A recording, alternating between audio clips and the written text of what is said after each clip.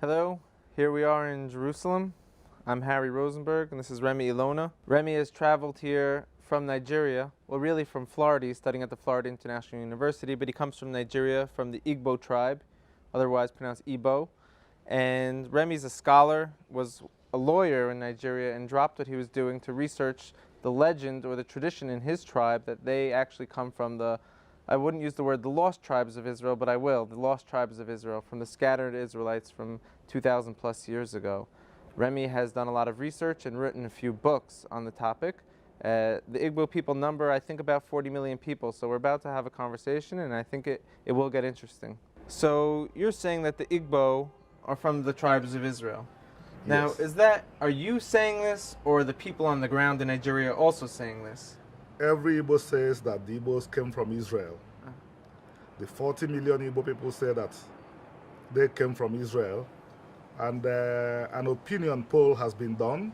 Daniel Lees, who earned his PhD studying the Igbos, who worked at the University of Basel and the Tel Aviv University, conducted an opinion poll. He interviewed 500 Igbos, some in Nigeria, some in Europe, some in America, some in Israel, and 497 say that they believe that Igbos came from Israel, and one said that he has had it, but that he doesn't believe. Two said that they don't believe, but they spoke further, and it was clear that why they don't believe is because they have the wrong notion that there are white people and the black people in the world, and they wrongly believe that the people of Israel are white. They didn't know about the existence of the Ethiopian Jews. And they also did not take cognizance of the fact that a lot of Igbos could comfortably fall into the category of white people from their complexions. I understand. So time out. This is pretty fascinating. You're saying that there's 40 million people in Nigeria who have an identity that they come from the house of Israel, from the people of Israel. Yeah, who also have oral traditions to back it up, and whose lived experiences are unquestionably Jewish. Okay, that's great. We'll talk about those customs in a little bit. I'd like to just touch on what you said before about the concept of black and white. Now, you are darker skin complexion, I'm a whiter skin complexion. How is it possible we come from the same people? You have siblings and I have siblings. And if we take a very, very closer look at the complexions, your sibling doesn't have your complexion, my siblings don't have my complexion. Move these individuals to different parts of the world. Move one to West Africa, where the equator, which is very, very close to the equator. Move the other one to Siberia, especially during the times when the environment was not, when we didn't have the resources to control the environment. Let the individuals depend on nature, whatever they could find. You will see over time the features will start to change. The ones in West Africa will begin to get darker because they won't have air conditioners. They would simply operate in the sun, rely on whatever they could lay hands on. But the ones in the north, with time, the nostrils will start to close, because if they keep on gulping in the very cold air, with time they will freeze to death. So they will start adjust, and over time, the adjustment will enter into the blood. The children will begin to take on the features too that came about as a result of adjustment. We have seen these things happening. When we are younger, we were of course very, very light in complexion. If you take a look here, this part doesn't get exposed to the sun like this part. You see that this place is lighter. Likewise, if you take a picture, if you take a look at my children, they are much more lighter than I am now, but when I was their age, I was lighter than they are now. I understand your answer. That's certainly how we can understand how humans around the globe have taken on different features. Let's say for the past 2,000 years, though, specifically when we're scattering, from my perspective, I don't find it to be a big deal that you have an ancient family of maybe hundreds of thousands of people scattering to four corners of the earth. And as we know about European Jews as well, they took on women from Europe to marry into the tribes. genetic mixing was almost inevitable with the scattering of the house of Israel. So 2,000-something years later, we shouldn't be surprised that the descendants or the children of these people, which specifically we know the people of Israel weren't pure-blood Israelite only, they allowed converts at the time as well. We just don't know who was marrying who at the time of the temples of King Solomon and the Second Temple, now that they scattered. So for you and I, we don't make that an issue, do we? It's not very, very important, because what unites us, even from the Torah itself, is the culture. Right. It's culture that makes Israel distinct, not biology. So in a world today of racial tension, so to say, where people are divided by color, that simply doesn't exist between us. It doesn't, because right from day one, Israel was never one color. Esau and Jacob were twins, but they had different colors. And if you moved on further, you will see that race was certainly not an issue in Israel. It was culture. If that's the case, then we're giving too much time to this topic. Unfortunately, the world, they're still dealing with this, but we're beyond that, right? And we will help the world to resolve it. We'll help the world, but we'll move forward in this conversation right now. Yeah. So now I'd like to ask you furthermore. You said that it's not a simple idea that was planted in your mind that you're from the people of Israel. You have oral tradition, and your entire culture reflects Israelite culture, so to say. Yeah. Maybe you want to give an example or one or two. Let me ask you a question first of all before you do. A simple thing, do you circumcise on the 8th day? Every Igbo is circumcised on the 8th day, and the Igbo people have been circumcising their males on the 8th day since immemorial times. Yeah. Fascinating. And now you have a word for the Torah or for God in your culture? The Igbo word or the Igbo phrase for the Igbo culture is omenana. If you translate it to English, what you have is things, commandments you observe in the land.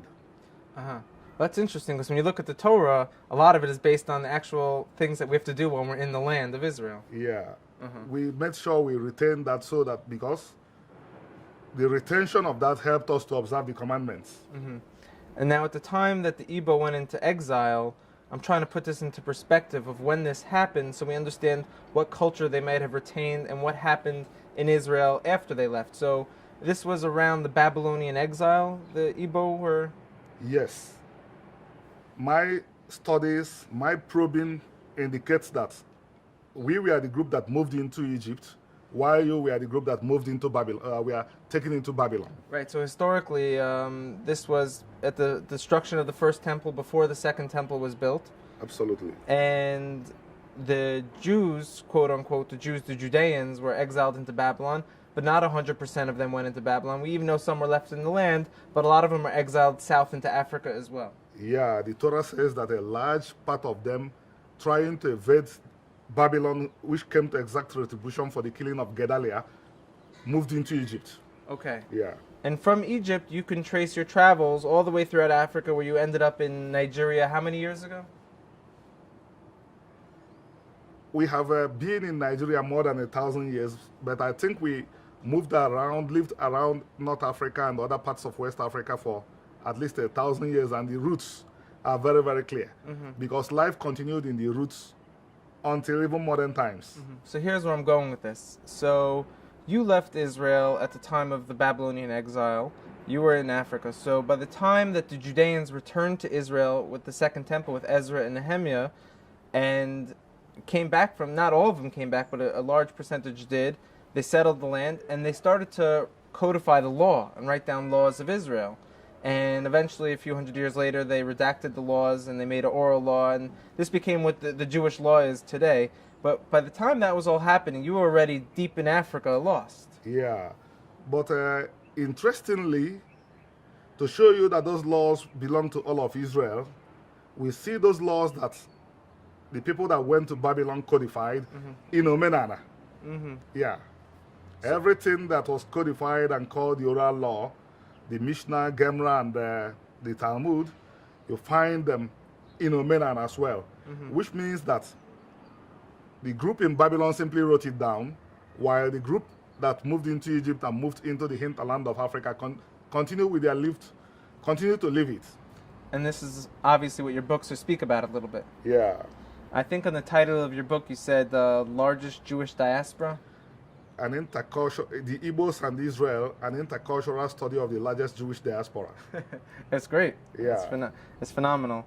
Okay, so we can move on a little bit now. Now, you and I are having this conversation. Does anyone else in the world know about this? I recall, I'd like to bring up, we were at a university together, actually at a scholarly conference where there was professors there from Hebrew University, Tel Aviv University, University of Utah, and this conference was specifically designated to talking about the Igbo-Israel connection.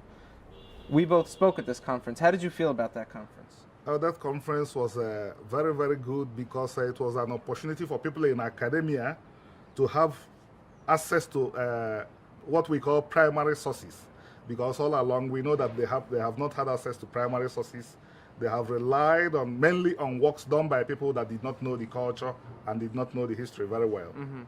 Okay, that's amazing. I spoke alongside you there, and we addressed something very interestingly. Not only did we make it very clear and understandable that there is a connection with the Igbo tribes and the people of Israel.